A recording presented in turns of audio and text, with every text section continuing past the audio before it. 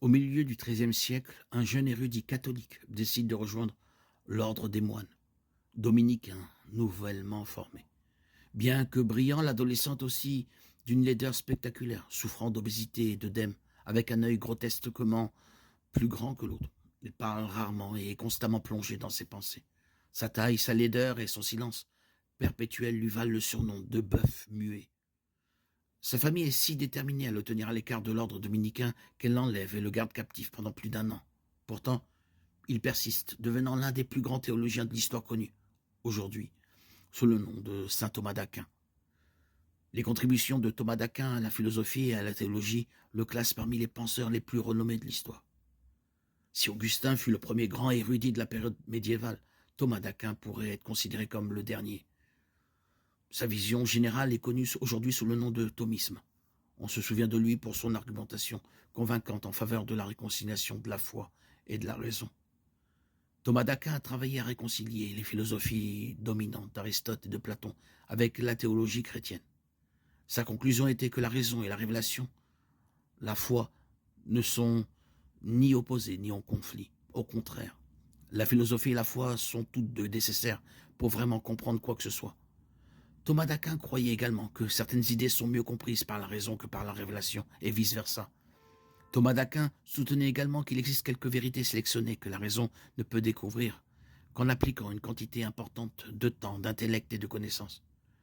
Puisque peu d'êtres humains ont accès à des quantités importantes de l'une de ces trois choses, Dieu choisit de révéler ces vérités sélectionnées lui-même et de nous épargner le travail.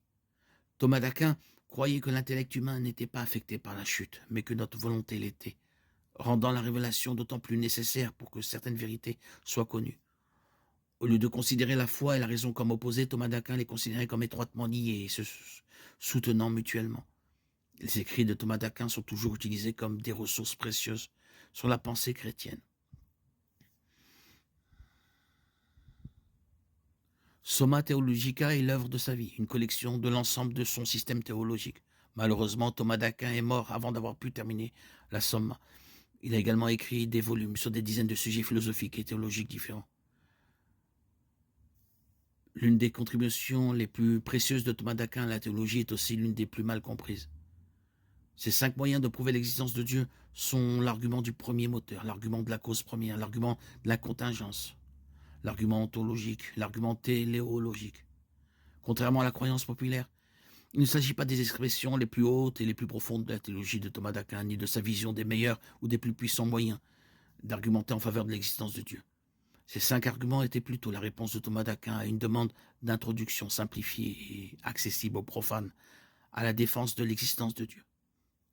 De nombreux sceptiques attaquent les 5 moyens sans se rendre compte qu'ils ne sont que des versions condensées d'arguments beaucoup plus solides et sophistiqués.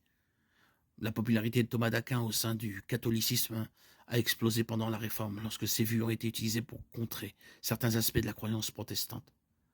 Thomas d'Aquin est aujourd'hui considéré comme un saint par l'Église catholique.